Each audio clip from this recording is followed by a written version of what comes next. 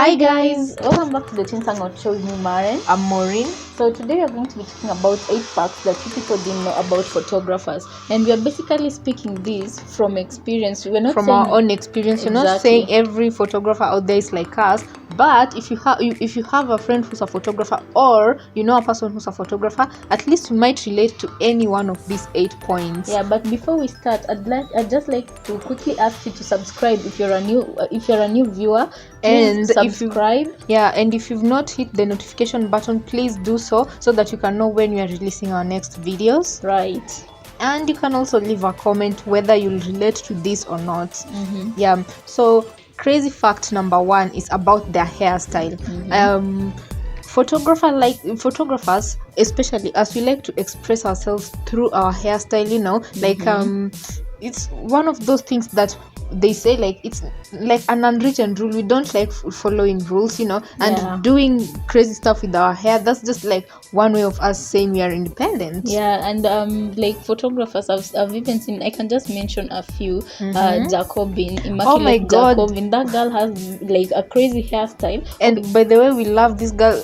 You guys should go check her out. She's a Kenyan photographer, and she's won an award. Was it last year or this year? She won an award this year. Yeah, you can check her on Instagram at Jacobin, Immaculate Jacobin. Yeah. And the second fact you didn't know about photographers is that they value their independence. Like, they can just speak for ourselves. We don't like being tied down. We just value being free. We value our time. And we don't like being told how to run things, how to spend our time, do this, do that. We just like running things on our own time limit, independence. Yeah. And another thing you didn't know about photographer is dress codes.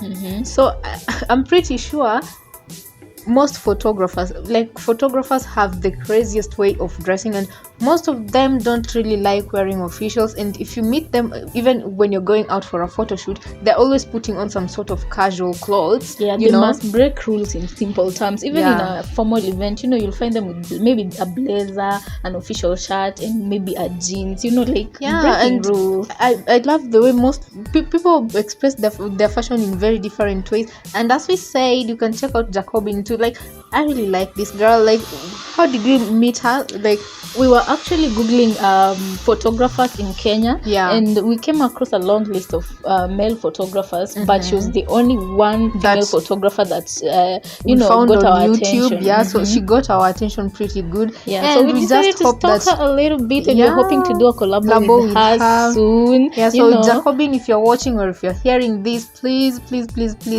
help. Please just accept to do a collab with us. We won't mind. She's not a bad person. Actually, this was supposed to be a surprise. But we'll just talk about it. We'll talk about it later anyway. Yeah, we'll talk about it later. Anyway, fact number next fact number 4 is that photographers are very possessive. And if you have a friend who's a photographer, a relative who's a photographer, or whatever, whoever is related to you who's a photographer, you'd know this. We are very possessive in terms of our equipment. No one can touch our cameras. Like, if you touch my camera, my lens, whatever, tutakosana. Even their phones, you really can't touch a photographer's phones, because sometimes that phone it acts like their equipment. So those are things that are very personal and dear to us. Even something as simple as a diary, you can't touch it simply because that is where they arrange their thoughts and all that. That is where they arrange their thoughts. It's where they have their schedules. So touching their thing, we are very possessive. Those things we don't allow. So point number 5 is that we are very obsessed with arranging things with our own eyes. Like, for example, Maren and I will be just having like morning tea with our mom, and then a certain thing looks good in a certain place. We'll just get up, take her place, and put it in another place. Like, we use our eyes as cameras. So like, we like rearranging sceneries and scenes, or even we might just be walking, that morning, a beautiful morning, it's a beautiful evening, and you just see you arrange things with your eyes. Exactly. Just say how and look where perfect there. What if we took a shot of that over there? Just arranging things in our minds. Anyway, the next thing we'd like to talk about is that mood.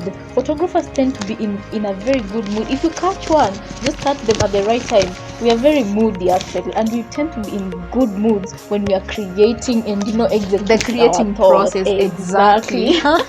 So oh my god, like as our best mood is not even when you're eating, sleeping, watching movie, nothing, man. Just like when you're in the process of creating, and nobody can get us out of creating when you start creating things. And also the worst time for a photographer is when you're hindered to do your work, your creating process. Something comes in the middle of that and you're hindered because of one reason or another. If you're unable to do photography for one reason or another, it can be a very depressing time for a photographer.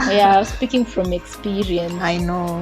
So the next point is point number 7, and I'm pretty sure even whether you're a photographer or not, like most people have this point number 7, right? And if you relate to this point, please leave a comment down below and tell us when you experience this. So point number 7 is ritual. Every photographer, not every photographer, but us personally, we have a ritual before we go for a photo shoot, to just slide us in the mood and whatnot for photography. So what we usually do before we go for photography is music. That is the number one thing that gets us in the creating mode, so like music is the thing for us, that is our ritual. It just puts us in that in that mood, easy, exactly. You relax, you just become confident, and before you just zone into the photography mode.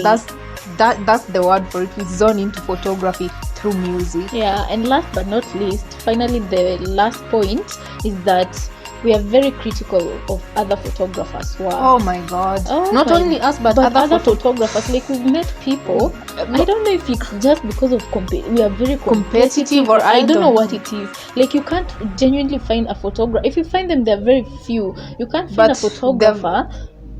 Photographers are very critical of each other. Like, for example, us we are in various groups of photography, and oh my god, as people can criticize, but like they demolish you. Because I thrive in criticism, but still there are people who you just see they're commenting to just be to demolish you, like not to teach you a certain lesson on photography or anything, but just to demolish you completely. Like there are some who really like genuinely can't give you an honest compliment, but in that situation, what we advise is take the positive and separate it from the negative, and if the negative can be changed by you, do it. But if you can't do anything about it, don't walk like nobody's going to kill you. Nobody's going to kill you. Do you, boo?